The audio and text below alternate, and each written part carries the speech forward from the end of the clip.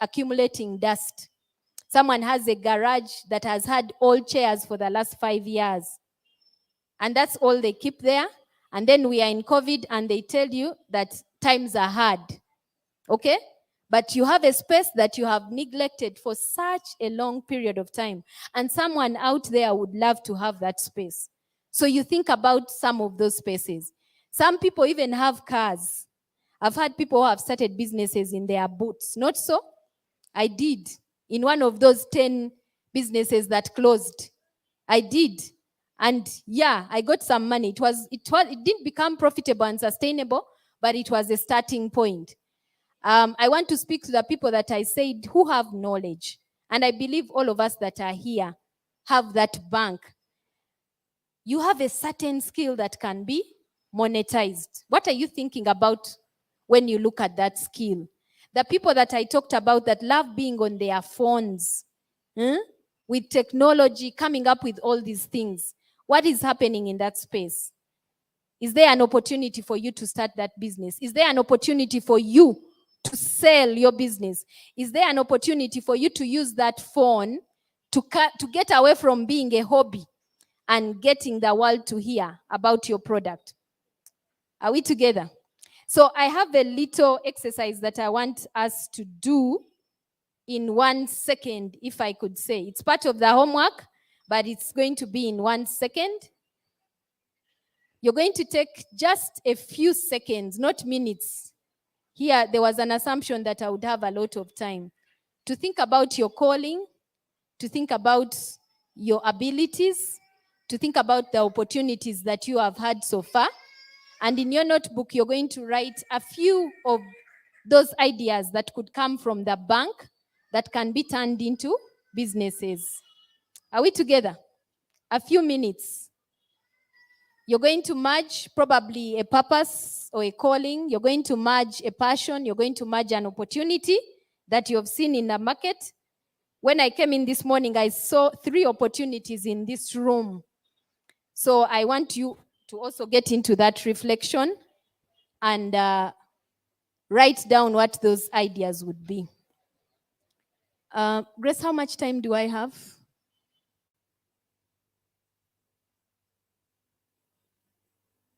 Okay. Yeah, so as we reflect on that, I wanted to share something in the area of the person who mentioned that they are into their hobby. And I want to ask the people that are exhibiting in this room this morning, I just wanted to share a few tips on how we can start small and how we can actually keep our businesses sustainable. The first area I want to share about is what I call packaging and showcasing your passion. I didn't get the name of my sister here. Elam? Okay, Elam. Elamolik. Oh, okay. So Elamolik, I think I'm going to use an example of her hair as we talk about this. Many of us have passions, like I said, but when it just remains as a passion in your liking and your loving, it never gets you any profit. So one of the things I want us to focus on, even as we start with these small businesses that we are talking about, is to emphasize how we are packaging our passion. Have we seen Ella Molly? Do we all see her? Do you see how she has packaged her passion? Please stand up so that they can see that passion. Have you noticed the packaging of that passion? Because she could be seated there and telling us all about hair and beauty and everything, but we can't see it. Are we together? I usually tell people that your passion only becomes tradable when we can be able to do what? To see and evidence. And I'm going to ask all of us that have hobbies and have passions, are these passions packaged well? How are you showcasing your passion? You have a passion in dancing and we have never seen you on stage. But you keep telling us, I'm a great dancer. Not so? I'm a great choreographer, or, I'm a great preacher. But we have never seen you even on the pulpit. Okay. So how is your passion packaged? And in that packaging, people usually talk about many things. The people who are into branding would talk to you about things like, how are you promoting the product? How are you pricing that product that you have on the market? What kind of people are you using? How have you positioned that product? I want to talk about positioning because when I started Chai and More, like I said, it was humble beginnings. Startup capital was 50,000, which I believe every other person in this room can afford. But when we went in and started, talking to people about tea, we had a challenge. We were good on the product. We knew it off head. But when it came to the place, we had challenges. Chai and More started in my kitchen. Now, if you're home and you know that you have a kitchen that is used for everyday work, and then now you have a business, you can imagine the catastrophe. So I had not thought about the place, to the extent that the first time I did an event, which was a big event that someone referred me to, I got to that place and people said, wow, this is nice tea. Can we have your business cards? And I didn't have a card. You know what I was doing? I was talking about a passion that had not been packaged. I was so in love with tea. I got so engrossed in tea that even when God took me to an opportunity that was a potential, I was what? Not ready. And that's how many of us are operating. Packaging zero. Where are you based? And you don't have to find a place. You don't have, like I said, even when you're in your booth, can we hear about that booth? How have you positioned the snacks in the booth? Because sometimes the snacks are there, but no one knows that the snacks are there. Who are you working with? Packaging is so critical. I had a mentor who told me that unless you go to sell, you have not had a business. You're not in business. And for the people who are saying they are in business, I am going to challenge you in these areas. I see many of you have gotten your packaging right.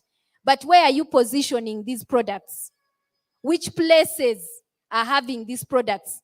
Many of you, and like I've seen from many business owners, your pricing is horrible. It is costing you. And you know how people are saying, how do you arrive at this price?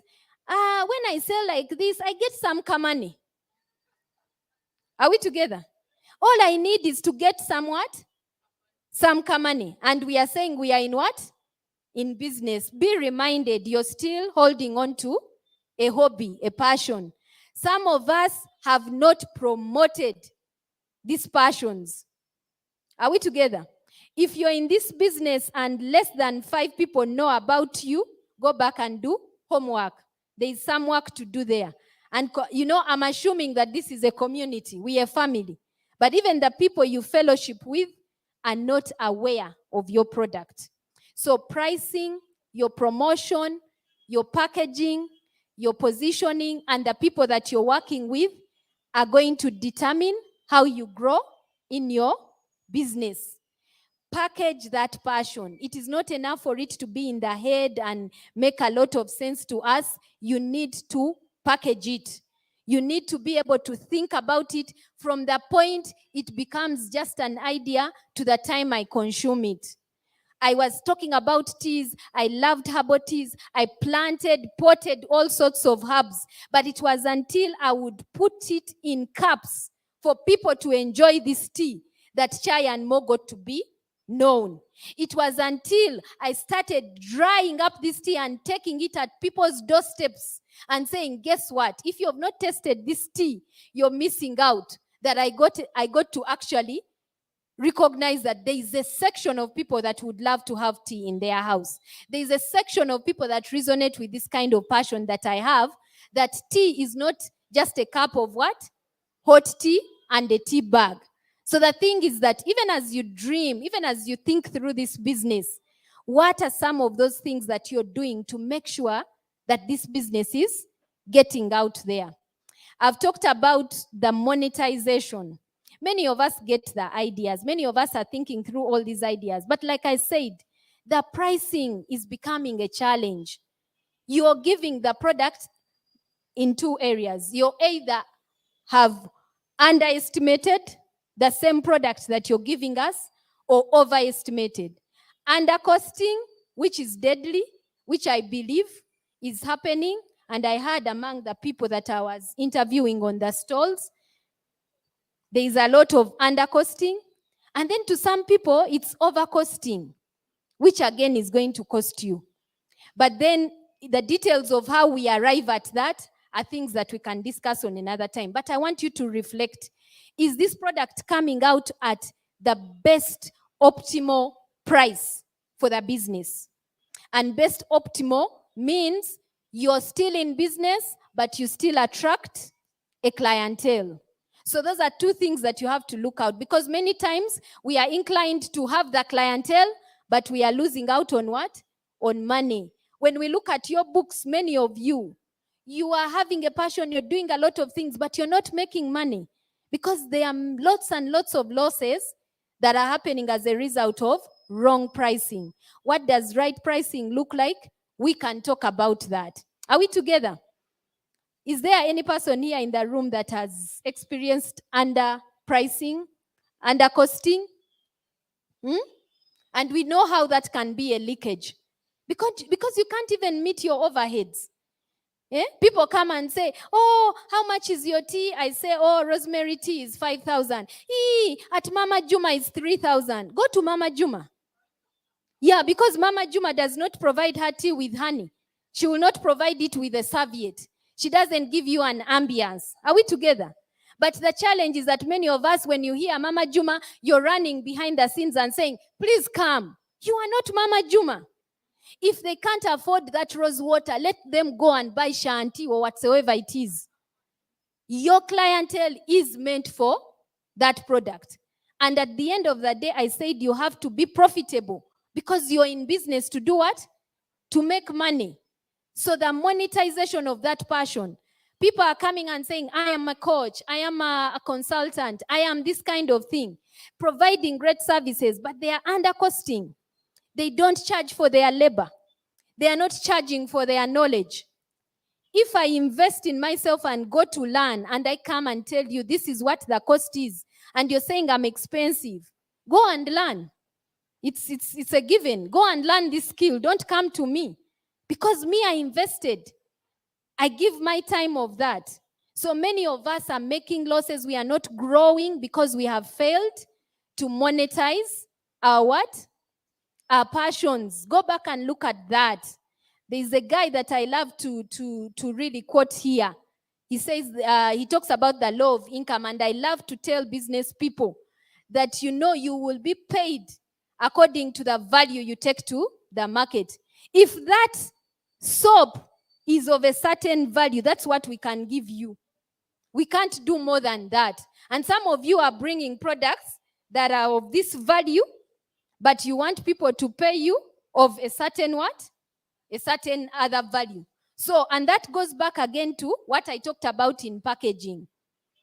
Sit down and look at your cost. Sit down and look at what does it take me to produce this product. If someone says it's expensive and you have calculated, they have leeway to go to another person who is quite cheap, but you want to remain in business. Because even when you sell to them, they will not remain loyal to you. You make a loss and still not remain in business. Are we together? Okay? Nothing happens until we do what?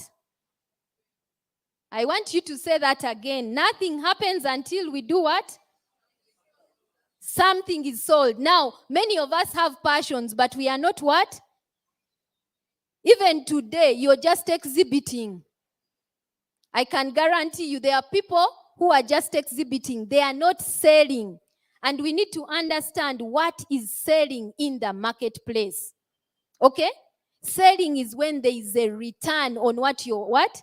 Exhibiting. And selling is when we get to know that particular product. Are we together? So one of the challenges is that we are in business. I am also as guilty as you guys. We are in business, but we are not what? Selling. You just keep saying, oh, these products, they are beautiful. They are beautiful and they are in your closet. Sometimes you get an opportunity like this where you bring them out here, but still they are not being sold. Why are they not being sold? There is no message. You can't sell, you the product owner. And I keep asking the people who have the business, what is the message behind that beauty? What did you call it? No, there's a product that I've forgotten. What is the story behind those cookies? What is the message so that you get me to buy? Are we together? That is what we call the selling. What is unique about Ira cookies? Because Mama Juma, Auntie Who, they all have what? Cookies. But ask yourself as Ira, what is so unique? What value am I giving to this customer? And that is how we are going to manage in what? In selling. If you can't tell us that message, don't expect us, the customers, to linger around.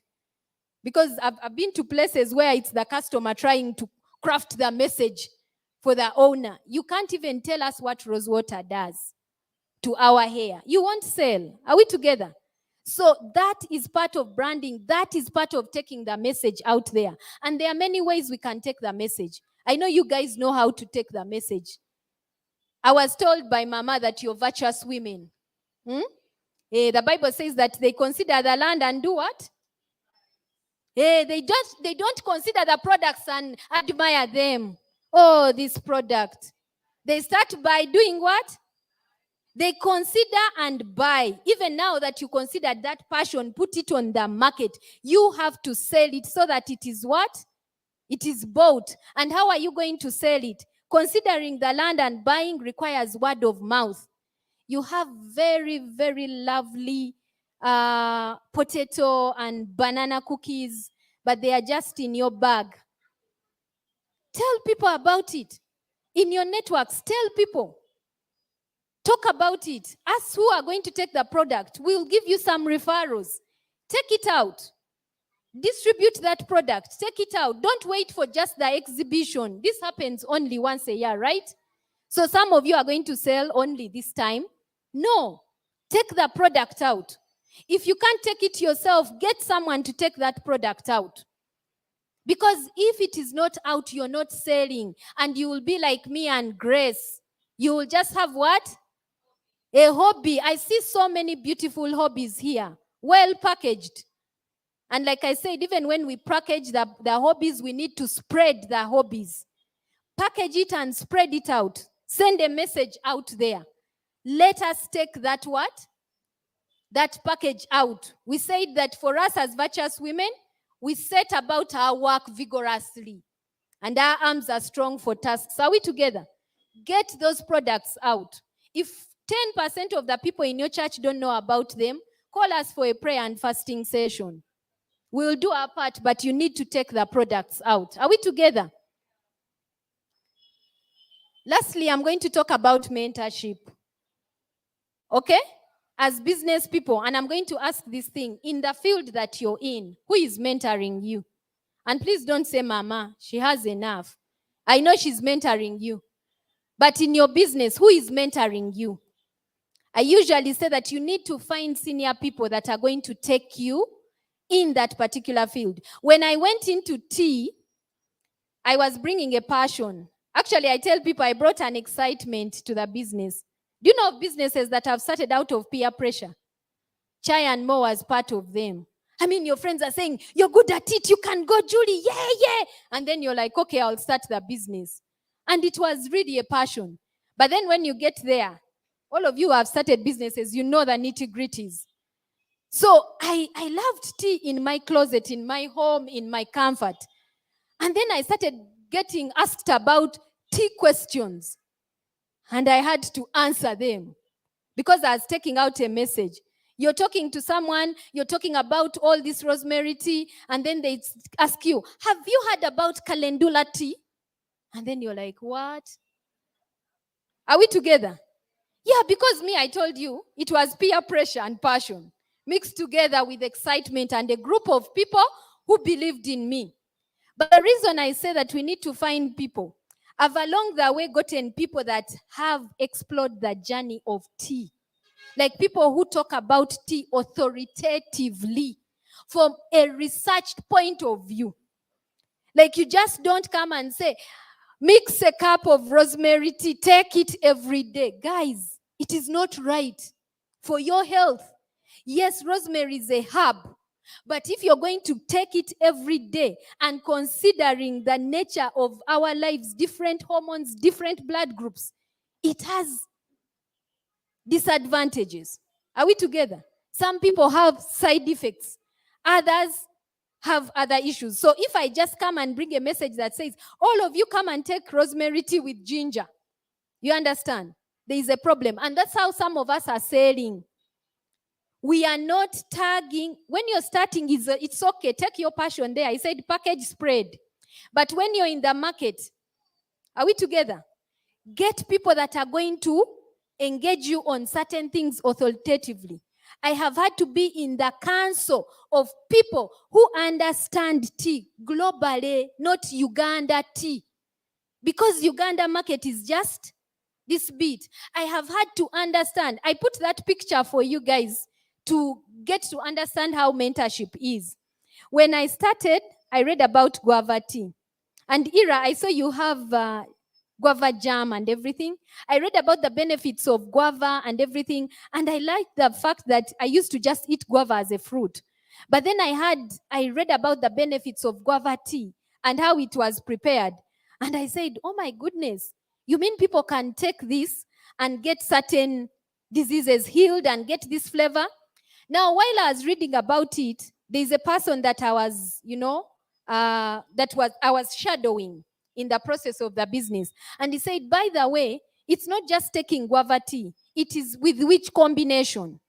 But then when over the time, as I started talking to this guy, now when I tried, I just went, got guava teas, boiled them.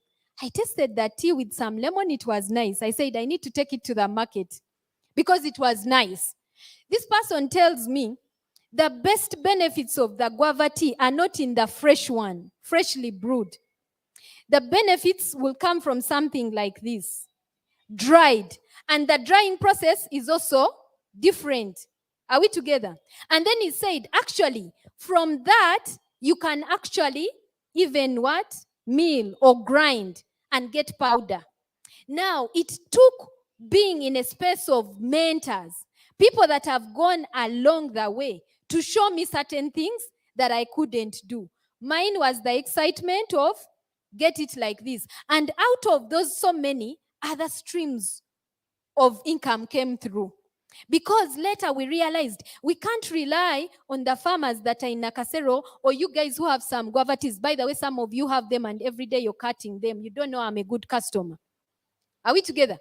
And we can't rely on those people. We need to go and plant. But how much do we need to plant?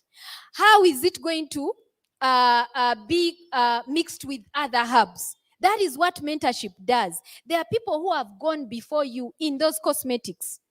Learn from them because they are going to teach you something. I usually tell people, we who are starting, don't reinvent the wheel. Don't waste time. If someone has mastered it, go. They did it on your behalf. They laid the ground. Go and do that. So I have had to ask people. I tell people that you always think you know until you travel. So mentorship is what? Is critical. Who is on this journey with you? What kind of networks have you built in this business? Who is talking to you? Who are you learning from? Madam Ira, who are you learning from in the bakery, in value addition? Who is it that you're learning from? Who are those people that are taking you on that journey of scaling the manufacturing? Okay? And when you're learning from them, are they becoming referrals to your business? Are they referring your product to the rest of us? Are they subscribing to your products? Okay? Because sometimes many of us go into the business spaces just for financial what? Gains. But there is a lot that can happen. I've grown this particular business from an area, the last bit I want to talk about, especially for people who are starting, that you don't have enough funds, but like I said, you have a skill. Not so. Leverage on sweat equity. Do we know what sweat equity is?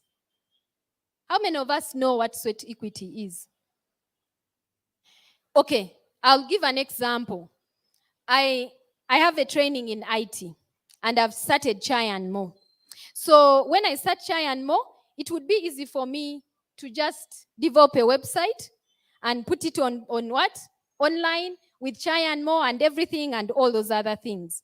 But then as I do that, I'm not a land friend. I didn't study law. Now, when I'm putting a website, there are certain legal practices or legal compliance things that need to happen. But because I'm a startup, I might not be able to pay for those things. So in the networks, what I do, I get to know that Grace is a land friend. She's skilled in legal practice. So, and Grace has a business, which I saw there. So I call Grace. Grace will come because we've built rapport and a relationship. Grace advises me on all legal matters without a fee. You understand? Anytime I have any issue, Grace will come my way. If she's an accountant, my books need to be put in order, she will come my way, but I've not paid. It's not that I don't want to pay. I'm at that level where I can't afford an accountant. I can't do bookkeeping. And then when these two need to have their websites up, need to have certain presentations done, they also call me. Because remember, she was putting my books in order. She gave me advice on my legal aspects. And then I go and then also help them with their technology. I go and help them in business consulting. I'll do a course with their staff. And each of us has not paid any money, but we are leveraging on what our skills are. The little man calls it your sweat, but that sweat pays because you have a network. Are we together? Elsewhere, you would have to do what? To pay for it. So again, when I was talking about networks and mentorships, I'm going to ask, can we go back and look at those areas? What is it that you could leverage on? What is it that you can leverage on in your networks? Thank you so much, Grace. Thank you so much. Do we have maybe 2 questions? We can take 2. I know many of the things have been addressed. Some of us have accepted that we have hobbies. And we need to advance to businesses. Any questions as we close this session? Thank you. Thank you, Mrs. Kasita, for challenging us and causing us to reflect on, where we truly are. Any questions? Are we content? Are we really in reflection? I know sometimes you're left in that place of, Chisuse. Yeah. So thank you. I think you have really left us in a good place. Thank you very much. Let's give her a hand of applause.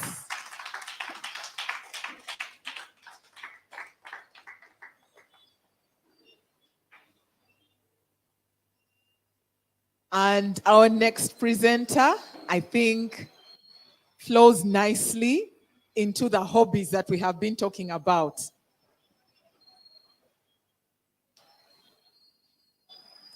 Mrs. Mukuye, are you ready? Let's give a hand of applause as she comes up.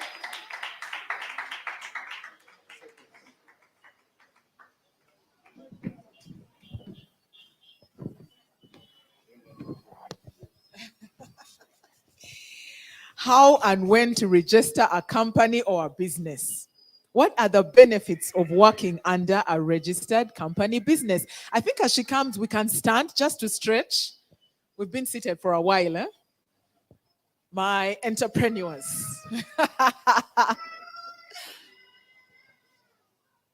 Okay, just stand for a few and then we will sit again. We are learning, so we are getting more than we came to exhibit, we came to Expo, but we're going back wiser, I believe. I am, at least. I am moving from my hobbiness from today.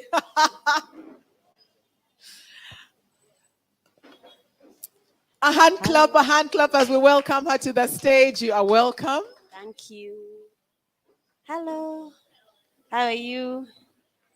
Forgive me for this mess. We shall blame it on motherhood. Thank you, Mrs. Kasita. Is she?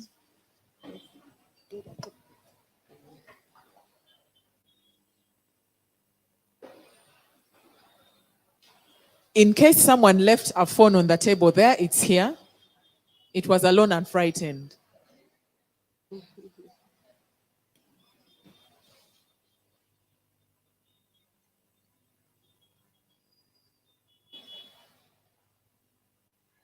thank you. Praise the Lord.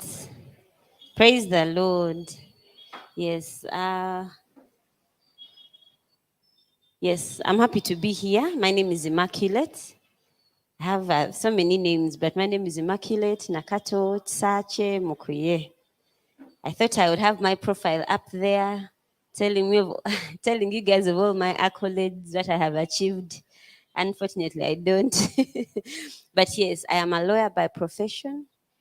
Um, I work with Uganda Registration Services Bureau. I'm not there here in that capacity. If I was, I would be all branded, yes, but I'm here as a lawyer. Yes, for the last 4 years, for 4 years as a registrar of companies, until I moved on to greener pastures. Yes, so you're in good hands, in other words. Yes, you're in good hands. So today we're going to talk about formalization of those businesses. Yes, from being just hobbies. Yes, you understand. We have the informal sector. As long as you're not formalized, as long as you're not registered, you're in the informal sector. You're like that lady who sells charcoal. You're like that lady who sells green pepper down there on your way home. That's the informal sector. It contributes, but it could contribute more if it was formalized. So we'll kickstart it. What is formalization of your business? So it is shifting from the informal to the formal. You become a formal person into the formal sector. Yes, you gain a kind of status by formalizing your business, so that you're not alone. Those ends, no one knows you, but you come up to the table, if I could say that. So formalization entails acquiring legal status.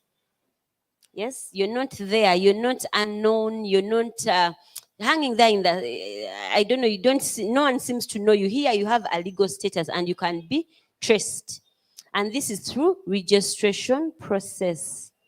How many of us have registered our businesses? Yes, yes, that is better. Yes, I implore you that we register our businesses, we formalize them. Move away. Don't be, I'm sure some of us have, most of us have gone to school. Don't be like the Chaco sailor. Don't be like Mama Naka in with her shop. You know? Don't be like, no, formalize it. I know there is fear. People fear that, oh, the tax man, this and that. The tax man will only come, yes, for only what is his. So if you declare that this is yours, that's what he's going to take. If you tell him, well, I made money, but I spent some on internet. I spent some on transport. These are my expenses. I'm only getting just a little. That is what he's going to take. So do not fear to formalize your business through registration. Let's go. Why formalize? Why? Let's go to the next slide. Is it me? Yes. Why formalize? One, you have access to credit or finance. Yes, you have access. You go to the bank. The bank can give you money as an individual, but if you have a business, you even get more money because you have legal status. You're registered somewhere. They can track you down. You can be trusted. So when you formalize, you have access to credit. Your business has access to credit. You have access to credit, but even your business has access to credit. Then you have market access. When you're formalized, you have you've heard of people bidding. Yes? People bidding for contracts and all that. They are able to bid because they are formal, because they are registered. No one is going to trust an entity that cannot be found anywhere. No one wants to engage in any business that has where they cannot trace them from. Yes? So when you formalize your business, when you register your business, there is market access. Doors open. Yes? Some of you are always saying, why? Why is it Rocco always getting these companies? Rocco is registered. Rocco has a portfolio. Apart from being registered, now they have a portfolio that they've done all these kinds of businesses. They have worked on this project and this project. But you cannot have that access if you're not registered, however good you are. Yes? And then the third thing, credibility. Yes? People will find trust. I think we can trust this person with our money. Yes? That's why people would rather go to a proper saloon, Ella Monique, that is registered, that can be traced. Yes? Because confidence has been built. By the time you've gone through the whole process of registration, you've built confidence, and now you're credible. You see? That's why people refuse to go in small clinics and they say, let us spend all the money and we go to Mulago and we go to Case and we go to wherever it is. Yes, Kampala Children's Clinic. These are registered entities, so they are credible. Hope we are clear. That's why you need to register your business. People want to deal with people who have a track record, people who can be traced. That's why you need to register your business. Build confidence. Registration, you're building confidence for your business. It is not enough for you to have a business card. People will go down and they want to check what are your documents. Even when you're bidding, they'll ask you, give us your memorandum and articles of association. Who are your directors? Who are we dealing with? Give us your Form 18 to show us where you're situated. Where are you? Some of us have briefcase businesses. They have to cease. Even if it's an online business, it has to be registered. Build confidence. Yes? We build confidence through formalizing of our business, and we formalize through registration. Those hobbies, register them. On that on that day, that good day when they are looking for a business. I remember a scenario. Remember when COVID happened in 2020? And then we went down. We didn't have a business continuity plan as an organization. And people were so confused. But guess what? They wanted people to make masks. And this lady calls me. She's a tailor. She had never registered her business. She calls me, what can I do? I'm willing to pay any money, any kind of money. This is a big deal. Imagine masks. Yes? But if she had a registered entity, it would have just been a story. She would have put in her papers, they would give her the job, and she would be working. While all of us were at home, they needed people who were making masks, but they needed registered businesses. So don't wait, prepare. Yeah? Chance happens to us all, but prepare. It has to find us prepared. On that day when they need someone, you're like, here is my business. Here, I've been registered for the last 5 years. Sometimes they even look at how long you've been in business. You may not make as much money as you want at this material time, but be registered. On that good day, they will want someone and you will have all the paperwork. That will be your advantage over others. Yes, are we clear? Yes, so credibility. And then it attracts investors. You've seen those things where people, they want to give 5 billion, 100 million USD, 50,000 US dollars. But they need a registered entity. How will you attract an investor when you're not registered? So we miss out. There are all these agriculture financing, but they need a business, even if it's small scale. They want SMEs, small medium enterprise, but they are saying, are you registered? How long have you been doing this? Where is your proof that you've been registered? So we end up missing out on opportunities when we are not registered, when we stay informal. Yes? So it will attract investors when you register your business. Let us go to the next slide. Yes. Now, how do we register our businesses? I've been talking about register. We have different ways we can register our businesses, and they take on different forms. Yes? Am I too fast? No, yes. And they take on different forms. One, companies. You can register as a company. A company has corporate status. In the legal language, we say it's an artificial person. It is an artificial person. It's a person.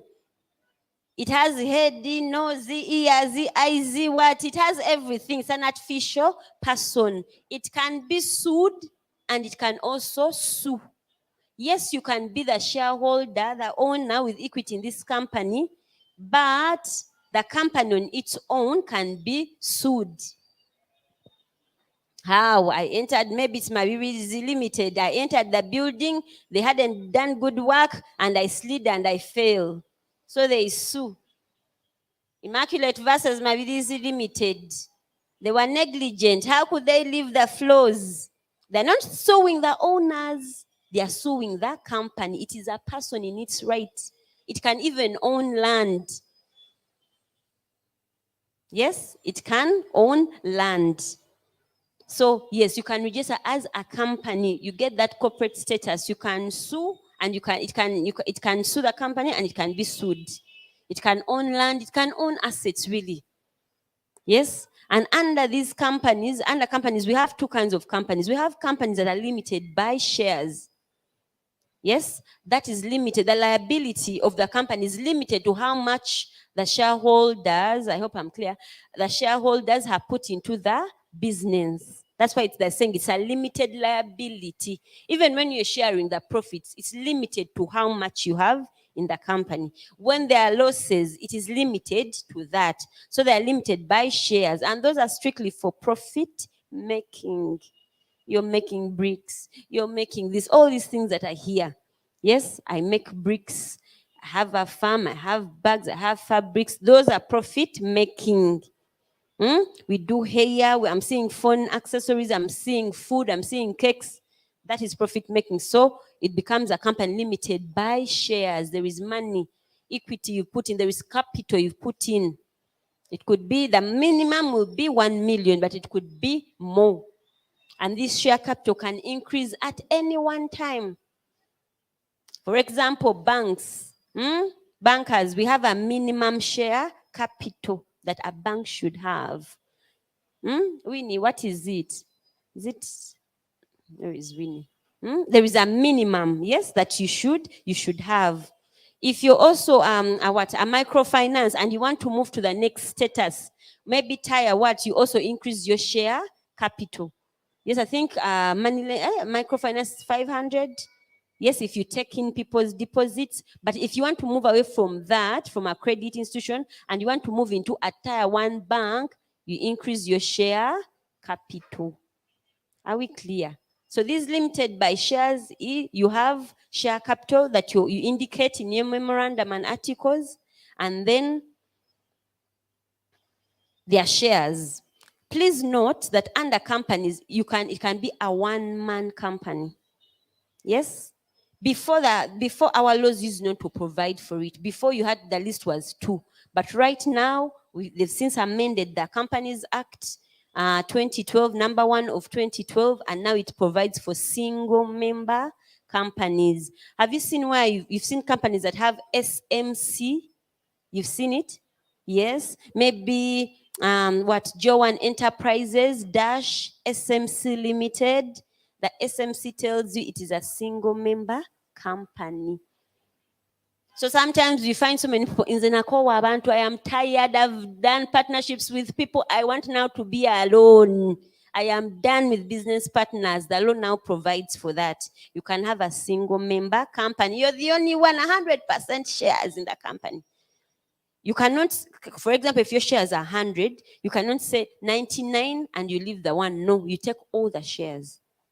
So at that point, you're a single member company. If you're more than 1, then it is just a private company limited by shares. So under the single member company, maybe if I could take it quick, you can be the sole director. You can even choose not to have a secretary.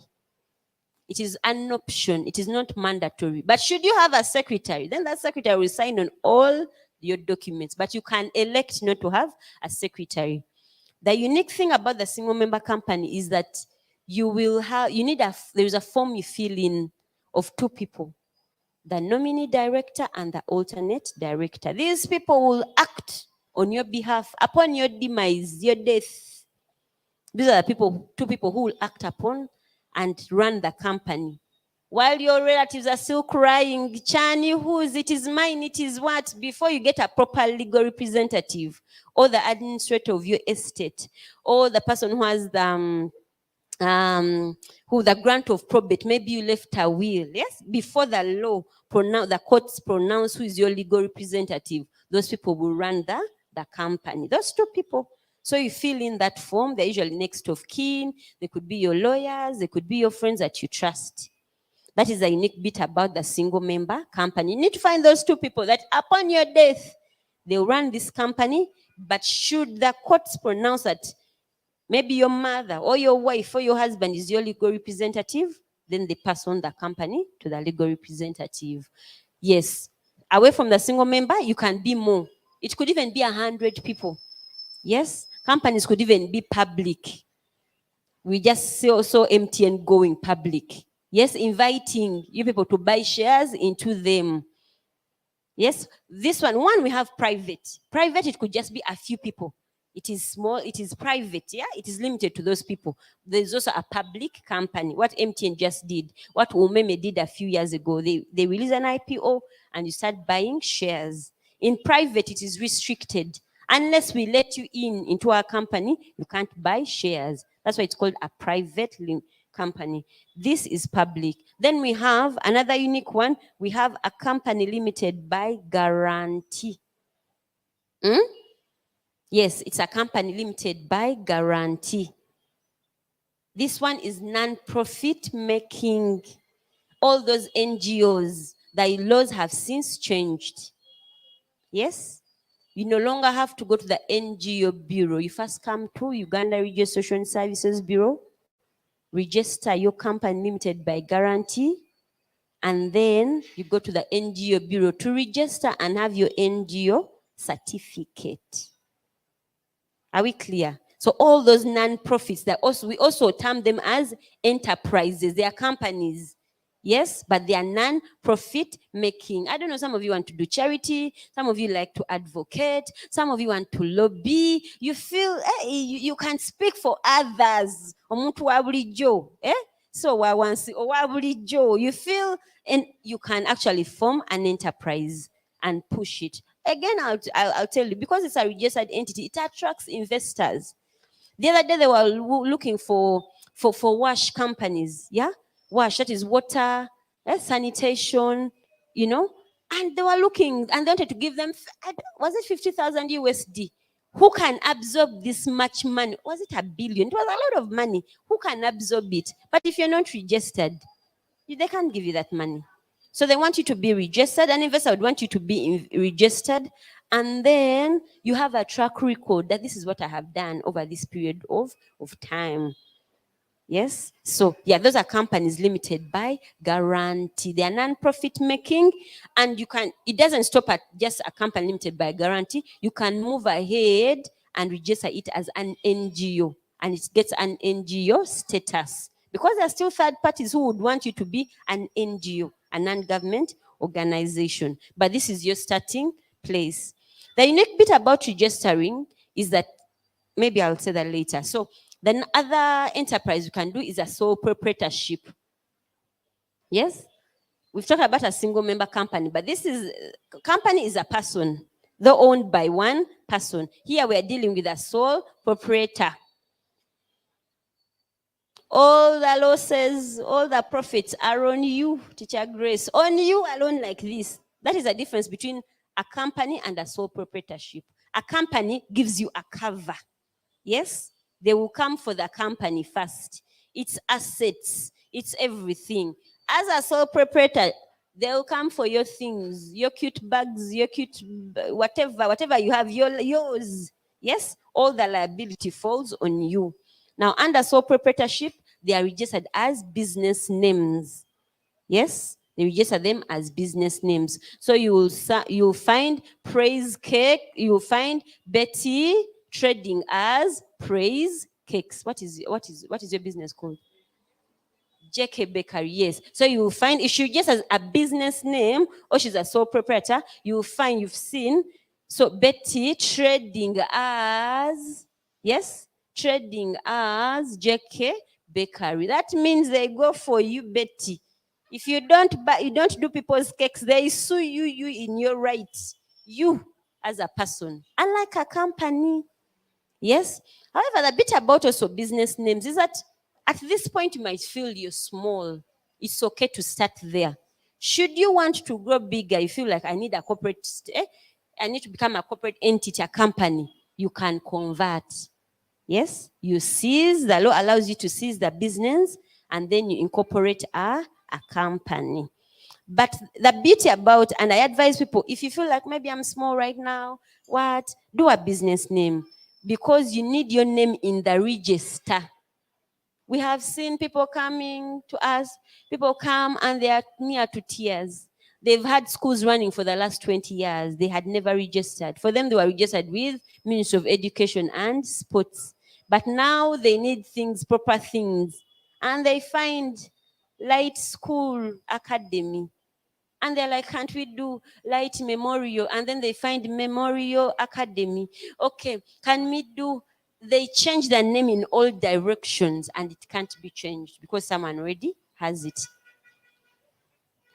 Oh, they're like, oh, I think Adonai will do. Maybe they can say, maybe you can say, we want Adonai Academy. Then they find Adonai International School. They'll find Adonai Kasokoso Primary School, Adonai Angels. Like, people have done the name. Please note, Uganda is one of the most entrepreneur companies in the world, countries in the world. We are so entrepreneur, like we are so innovative. As much as we innovate, people come and register. They are always registering. It is overwhelming. Always. So even while you're seated there with your name, lo and behold, you find that someone already took your name. And then you have to go to Greek and Hebrew and try to all that. Now, even initials these days are not allowed because people have used all the initials. The JKs have been used, the JKM have been used, the GOOKK. Like now, they're like, we can't use initials anymore because we can't have names that are similar on the register. Yes? So that's it. I implore you, at least register a business. Keep it there. Keep it.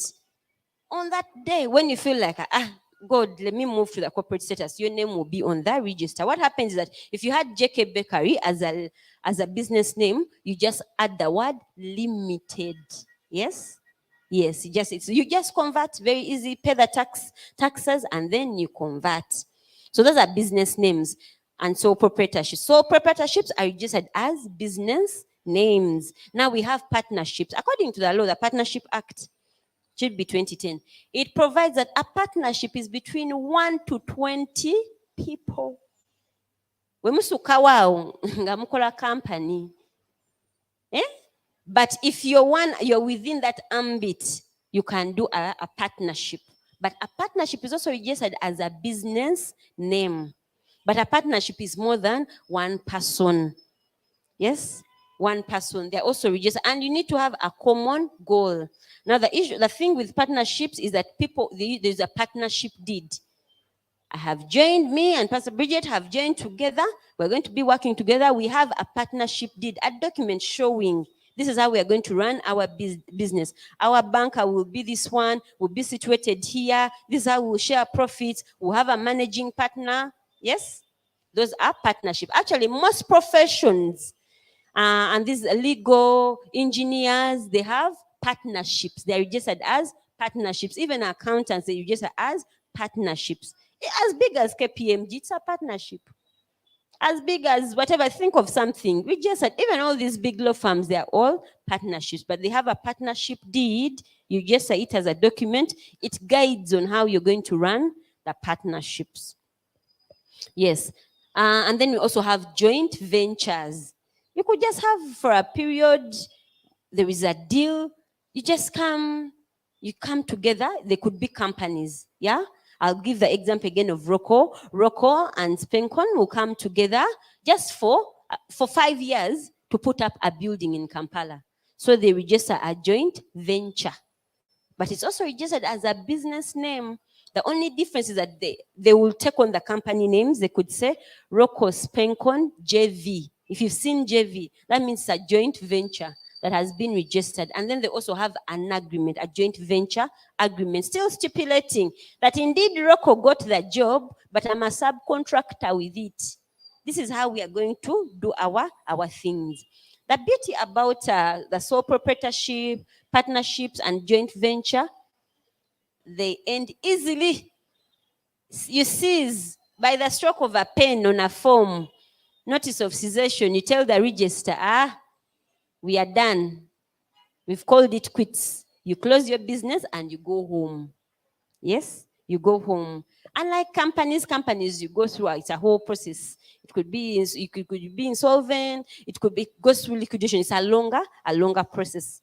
However, yes, it's a longer process. Maybe another unique one that I forgot to put there is foreign companies. Yes, foreign companies, they're already registered, maybe in Britain, they're in Cyprus, wherever they are registered. And here they seek to have a branch. Yes, so as we don't incorporate them again, because they are already incorporated in other jurisdictions, here we just register a branch. Yes, there is a branch here. There is a KFC here. Yes, there is. However, please note, these companies may also want to be local and just come and get, yes, and maybe the main one has shares in here. They get maybe a Ugandan or a foreigner, so they register a local one. Unilever, Uganda. Every time you see Uganda Limited, that means a local company. However, they could just choose it is a branch here. Yes, so foreign companies can also be registered here. They can register a branch. We cannot incorporate them because they're already incorporated in another country, in Switzerland, wherever. But they can have a branch registered here. So those are the enterprises you can register. Yes, are we clear? Do we have any questions up to that point? Yes? Yes, please. A foreign company, and then they come here. Do they pay taxes? Okay. And then another question with regards to registering a company. If a company has been registered and maybe they haven't filed annual returns for a while, what happens? Also me that one. Okay. Annual returns. Well, now, for a company to be compliant, yes, because we were just coming the basics, yeah? For a company to be compliant, you file an annual return. Many people confuse it with the tax returns. What the registrar of companies is seeking to know is your status still the same? Are you still the same shareholders? Do we still have the same directors and company secretary? Have you increased your share capital? That's all. It's just a form. And these days it's even online. You can do it online. You just fill in the data. Yes? So you do it annually, both for companies limited by guarantee and by shares. For you to be compliant and for you to do anything, you could have maybe a resolution to appoint someone. There is a bidding, like it's hot, that deal is hot, and you want to appoint one of your employees, yeah, to be in charge of the bid. You will not file that resolution until you're compliant. That meaning that you are up to date with your annual returns. So if you're in 2022, you must have filed all the returns from the time of incorporation up to 2021 for you to be compliant, because we are done with 2021. Yes, so you're supposed to be compliant. It doesn't matter how big you are, whether you are a bank, whether you're an insurance company and you have a share capital of what, 500 billion. Everyone is compliant, has to be compliant. You file that annual return telling us we kicked out Grace, we now have this one as a new shareholder. Yes, you're just giving them, that this is what has happened, and all the status quo remains, or it has since changed. Or we moved away from that 1 million union. We have now moved, we are big, we have 50 million. Yes, for example, like labor companies, these companies that take people abroad, you cannot open a company of that nature unless you have 50 million as your share capital. Well, why I've been talking about this share capital, it just helps you, it helps government to determine the taxes. You don't have to pay 50 million. It helps them to determine the taxes you must pay to open this company. Are we clear? So the annual returns are right now. The register of companies not penalizing people for paying annual returns. We are at that level of encouraging you. Please register. Please file your annual returns. Please, so they are not penalizing. So if you have your 10 years, you pay your 10 years. And each year for companies limited by shares, it's 50,000 per year. So if it's been 10 years, you pay your 500,000. You pay 500,000 and you make the return. For the companies limited by guarantee, it is 30. So you pay your 300,000. If it's 20 years, it is okay, because a bid can come and it needs someone that has been in business for the last 10 years. So you compare, yeah? Others opt, they're like, let me just leave the company and incorporate a new one. Yes, but you can actually go and pay all those areas and file your annual return. Do we have any other questions? Yes, Joan. Teacher.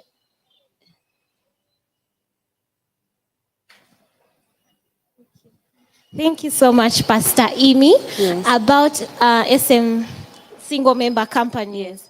What are my chances of being biased by funders or in bids? I wouldn't know at the end. I wouldn't know, but it's common. It's common. Actually, Uganda was lagging behind. It was so archaic. People actually have single member companies. Yes, people have single member companies, but like people who understand the business sense, they understand that a company is a person, is an artificial person. Yes, it could be owned by this man, putting on all the equity, but it has its assets, it has its employees, it's running up and running. Yes, yeah. So if you're up to the job and you can do the job, the company can do the job, because you see that the corporate status separates the owner from the company.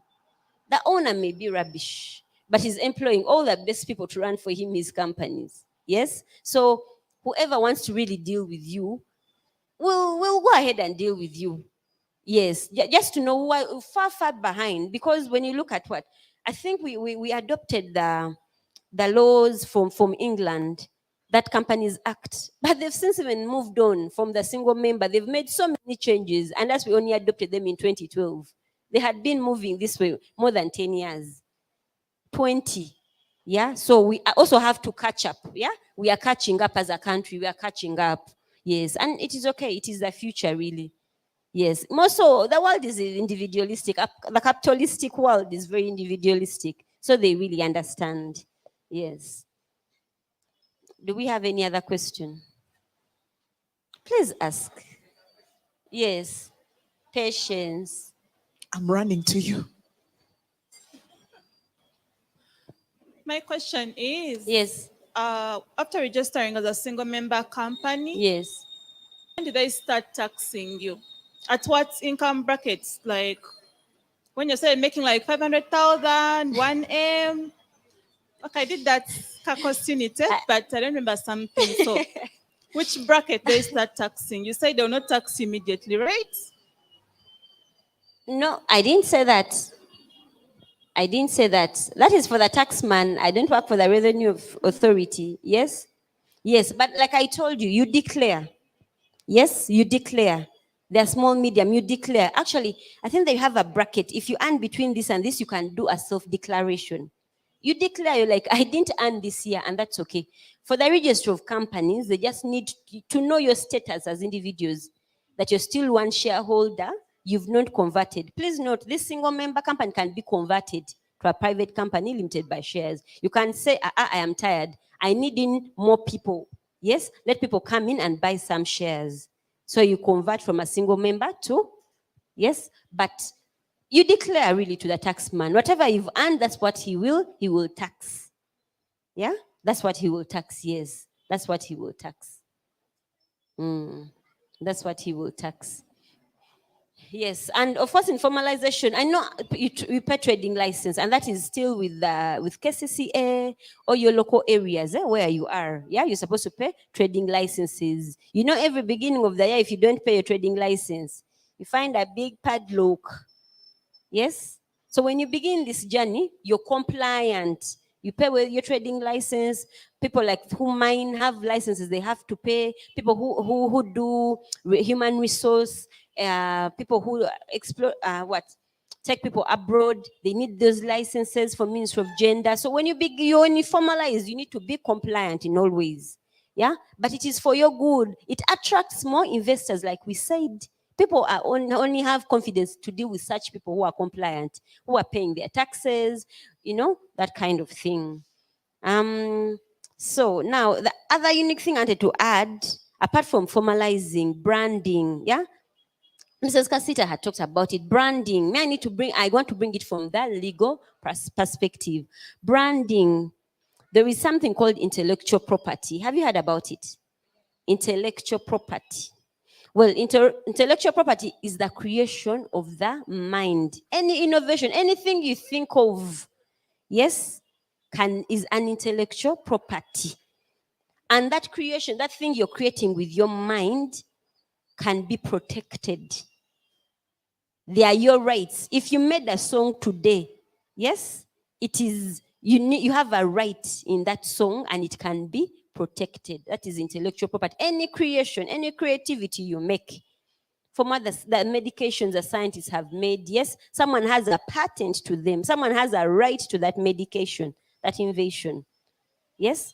Let me see. You started your business. You have a logo.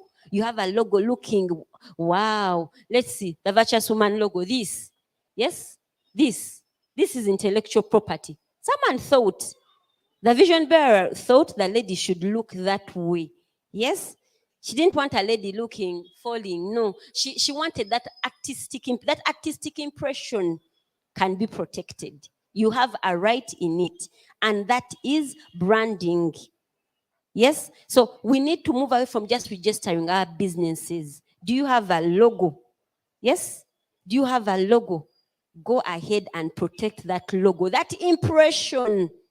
Yes, because guess what? People infringe on other people's logos. They infringe on other people's rights. They will go and they make Calvin Klein. Yes, but they won't call it Calvin Klein. They'll call it Calvin Klein. But it looks exactly like Calvin Klein. Why are they copying Calvin Klein? He has earned the confidence of the consumers, and they want to tag along. Yes, they want to tag along. So that is intellectual property. Away from us registering our businesses, we need to start branding ourselves. And how do we brand ourselves? By registering. You see, even the design. For example, that bottle. Like, for example, this. Yeah? Do we have a mineral water bottle? I'm now in my intellectual property class. Thank you. So you see, have you seen that brand on the market that is trying to copy Renzori? Have you seen it? Why are they copying? These guys have earned their space on the market.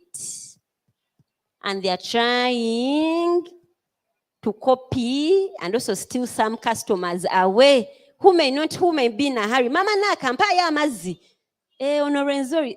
Because it has a semblance of Renzori. They are passing off. We call it passing off. Yes? So now, all this is a creation. Someone sat down and thought we should have Renzori that heals, the word Renzori. We should have some palm leaves here. All this has been protected. All of it has been protected. Yes? Of course, they have a certification from UNBS. That's about standard. That's something else altogether. Now, even the bottle itself, they've said, let us have this design of the mountains on that bottle. Guess what? It's a utility design. They have also protected it. You cannot have a bottle like Renzori. These lines, these bends, they have also protected it. And when someone is selling, I think Coca-Cola is now owning Renzori. When they're selling the company Coca-Cola, they're not only selling, they're also selling their rights they hold in this. Are we clear? Yes, this is what they call branding. That's why you're like, Renzo. As an ordinary man, you know how the tin looks like, you know the logo, even though they woke you up, you can feel like, this doesn't feel like Renzori because it doesn't have those lines. Yes? This is all intellectual property and it can be protected. This is your brand. Are we clear? And it can be protected. It can be, and everything on this bottle has been protected. And should anyone infringe on it, you can go to court. Both in civil court, they will pay heavily for copying you, or you can, it is criminal. It is criminal that the acts that laws have made, you infringing, you trying to say you're no longer Renzori and you say you're Runzuri. You change the name a little bit to look alike. I will take you criminal court, criminally. And yours truly, you will find me there. State. For the state, your worship. So anyway, when I moved away from registering companies, so now I am singing the song, the song of protecting your IPs. And someone will sue you both in civil court and it's also a criminal offense. Because guess what? You innovators, you creatives, you put in time. Yeah, someone puts in time. And why should someone infringe on your right? Why should they infringe on your creation? Why should they infringe on your book? On your copyright? Yes, so away. So the questions of your minds they're innovations. They could be symbols like this. They could be names like the name Renzori, or you could have come up with a name, a unique name, Elamonique. They could be designs, these lines. They could be literary artistic works. Yes. So they can be protected under trademarks, like names, logos, those we call trademarks. Yes. You can register a trademark. Literally works, artistic works, people like Patience, that is copyright. And no one should use that unless you've given them a license to do it. Yes, you've given them a license. People pay money. You've seen drugs. Yes, you've seen the behind bit of drugs. Yes, it's maybe what company, what pharmaceutical company do we have? Yes, Cipla. Thank you, Collins. Yes, Cipla. We have Cipla, but someone has a license from Cipla. Someone in India has a license from Cipla to do the same medication. Do you think he paid only 100 shillings? They must have paid heftily to have that license. And that's what they call branding. Why does that Indian company want to do what Cipla is doing? It's because Cipla has earned its space in the market. I'm seeing people are getting tired. Let me finish. Yes, so branding will require you to protect your intellectual property. Everything you create in your mind can be protected. Ideas that you've put into paper can be protected. Anything you put up with your hands can be protected.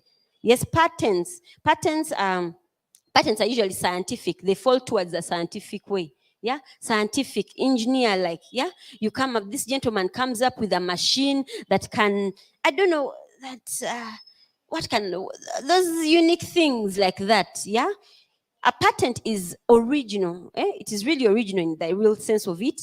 Yeah, it has to be original. However, should they look at it, yeah, the scientists who look at it, should they see that, yeah, it's not really original, but there is an element of innovation, of or newness to it, they will give it a utility model. They'll protect it as a utility model. Not a patent. A patent is a bit strict. For you to have a patent, you must have been really creative. No one has done it. It is new. Yeah, it is new. No one has thought about it. So you cannot get like cough medicine, this cough medicine and this one, come up with a concoction, and then you say, can I patent this? The scientist will subject you to a threshold of, wouldn't a scientist in their right think of this? Yes, if it is Someone could have thought of it, then that can't be a patent. It can't be registered as a patent. So patents are usually scientific. But however, should they find that there is an element of, there is something, then they give you a utility model. Then the industrial designs are these that I have talked about. Yeah. One of the people who are really good at this, of course, these companies, they are really serious about their brands. The Ugandan company I know is Samona. When they change their cover, they will come, they come and they protect. When they change, they put a little bit of dents, they protect. Yes, Ugandans are doing this. And why is it Samona growing? It's because it is minding their brand. Yes, and they're even willing to protect it legally. Now you go ahead and start calling yourself Kamona using K instead of OC. They will come all what? And there is an enforcement team that comes and just sweeps out all the merchandise. From there, they take you to court. You are arraigned, either guilty or not guilty. If you say you're not guilty, there is full trial fledged. And even after the criminal trial, they take you civil and you pay heftily because a man has invested and branded himself. So you cannot just come and use this Samona with C. Yes? So I want to implore you to brand yourselves. You never know that on that day you'll be walking along the street and you find this person trying to copy your brand. You're like, yeah, okay, Kali. You make a complaint and we come. SWAT comes in, yes, to protect. The issue with you, protecting protecting your intellectual property is that you get protection. There is legal protection. The laws have already protected you. Yes. Then, of course, we have geographical designs. Geographical designs are things like that are unique to a particular area. For example, shea butter. Did you know shea butter is unique to Gulu? That's a geographical design. Yeah, it can be protected. We have champagne. Champagne doesn't come everywhere. Never be deceived. If that young man never deceives you that he got champagne from Kampala, it comes from a particular place. Yes, so those can be also protected. Yeah, there are trees in just a particular place, so they can be protected. Yes. Let me not dwell that. People, you have to sell. It's coming to one. So yes. Anyway, intellectual property rights grants you, the owner, exclusive rights. And that's why you need to protect, you need to register your intellectual property rights. Yeah. So that you get that exclusivity. And when the person comes and is trying to infringe, then there is recourse in the law, both criminal and civil. Of course, it's an incentive. You're branding yourself, you're protecting. Yeah. It's an incentive to you as an innovator. Yeah. If you see, it gives you urge to create more and more so that you're able to benefit. You get legal protection. And of course, we want innovators because that's how our economy grows. We don't want to keep exporting things. We want Ugandans to do these things and protect them. Yes, and protect them. And there's enough protection for them as well in the laws. Anyway, that's it from me. I don't know if we have any questions. Do we have any questions?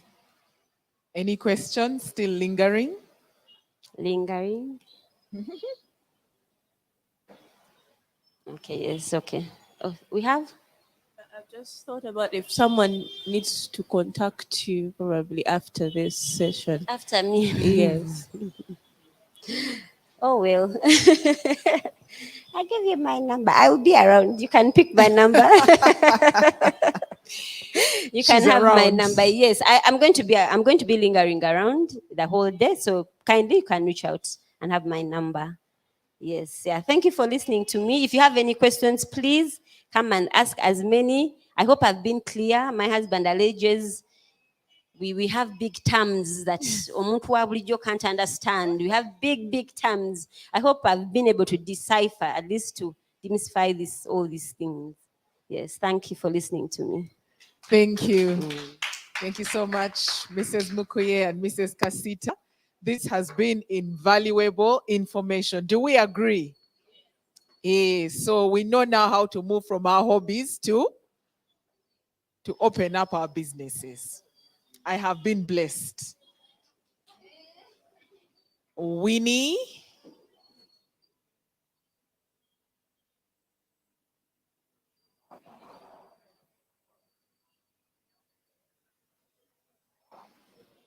Okay, so we are free to go and mingle, visit the different stalls.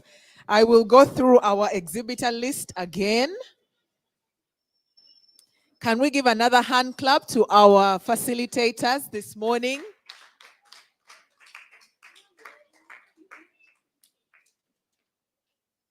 So we have Zion Industries.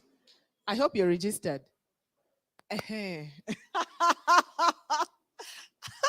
We have Yampa Events and Design, J. King's Bakery.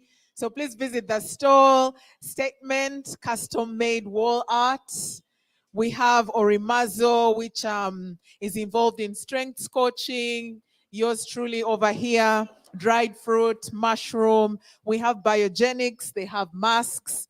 We have Aye Couture, African print and fiber cushions as well. Yeshua Kids stall for kids apparel. So let's visit the different stalls.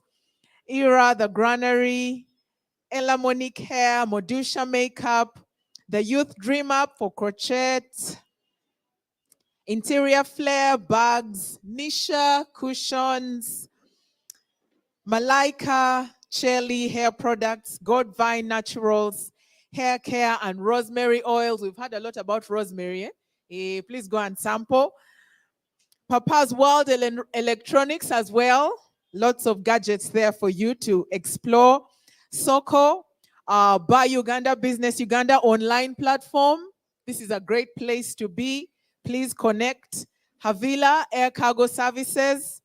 Check them out as well. Kuzimba Building and Construction. Simo Stella Bridals. What's happening there? You don't want to hear from the chef. Bridals and Juice. Hempra Art. Blue Stream. I keep forgetting they are latecomers on the way there. Let me come and take down so that I can do Kalango for you as well. Otherwise, please enjoy the expo. Please buy. Remember, we were told don't just please also buy. Okay. Welcome. Enjoy. Music, DJ is setting up.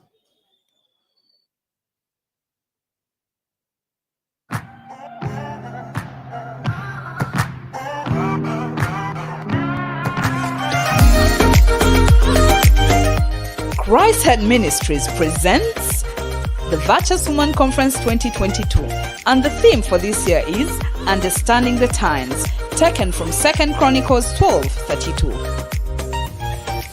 Kicking off with the Business Expo on Saturday, 23rd April 2022, followed by a dinner on Friday, 29th April from 4 to 8 p.m. at Hotel Africana.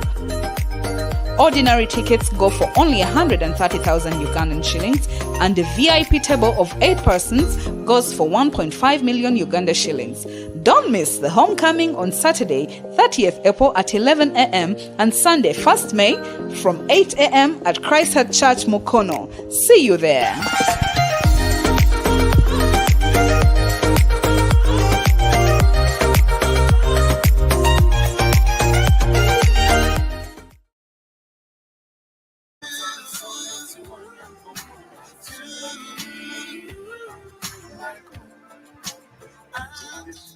Hey, like a movie scene, played in black and white.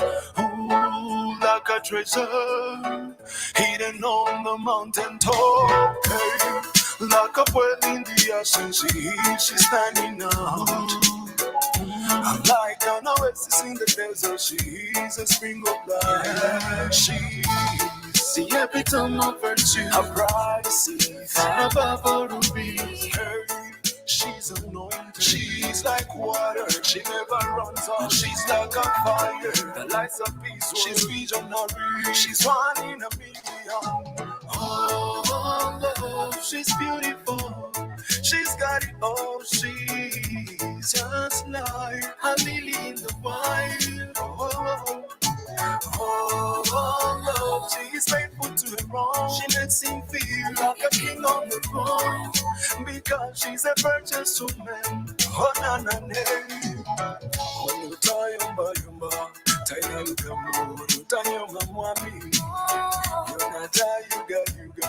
Kambeli gambo. Tulimu chisami. Ya tutibwa. Family java.